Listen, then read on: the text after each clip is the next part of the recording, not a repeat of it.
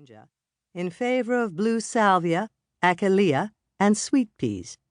Paul Mellon would later admiringly say of his wife, "The thing I envy about Bunny is that from the age of 5 or 6, her entire life has been occupied by horticulture, by one consuming thing." Described in society columns as a style setter, she embraced such discreet, "I'm so rich I don't have to flaunt it" trends as wearing a gabardine coat lined with mink and customizing her Christian Dior handbags with gold Schlumberger clasps and a hidden gold monogram.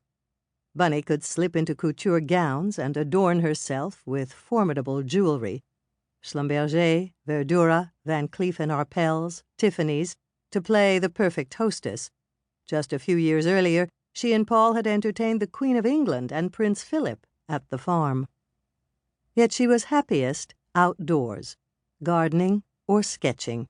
In her journals and letters, she wrote lyrically about the fragile opening of a flower petal, seeing the dew at dawn and the change of seasons. In a typical note to her daughter, Eliza, Bunny included a whimsical sketch of wildflowers stretching upward with a description, "This is how I feel the flowers feel on the first day of summer. It is hot, and the air is filled with insect songs. The day stays light, and the colors come together like a summer mist." She savored imperfect perfection. At her behest, trees were pruned into rounded shapes, yet she wanted her grounds to reflect the seasons.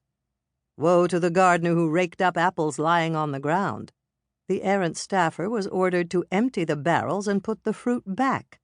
The flagstones on her Cape Cod garden terrace were spaced to allow weeds to artfully spring up.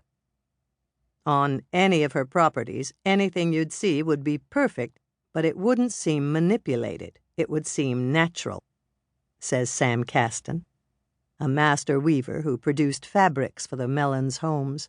Bunny wanted to exert control over her environment, yet give the illusion that everything was effortless.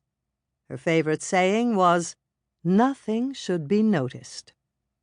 Bunny started her mornings on Cape Cod with breakfast in bed, delivered by her maid, with a typical menu of coffee, a poached egg, and kedgeree, an Anglo-Indian dish made from fresh fish caught by her staff off her dock. Even the trays were pleasing to the eye.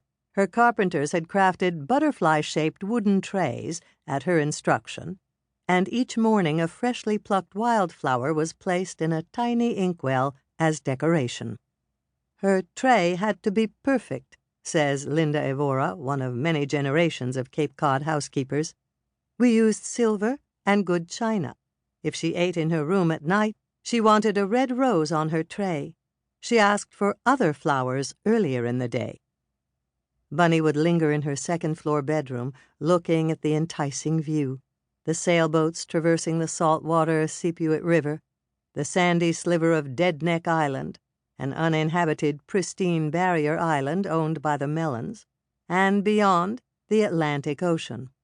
She enjoyed the morning quiet, a time to read the newspapers, write letters, plan menus, or just daydream.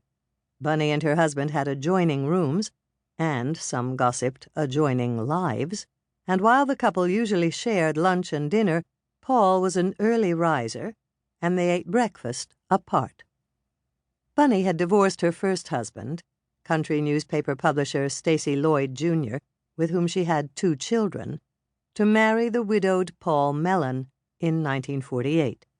The son of Treasury Secretary Andrew Mellon, Paul had been ranked by Fortune magazine in 1957 as the 5th wealthiest man in America.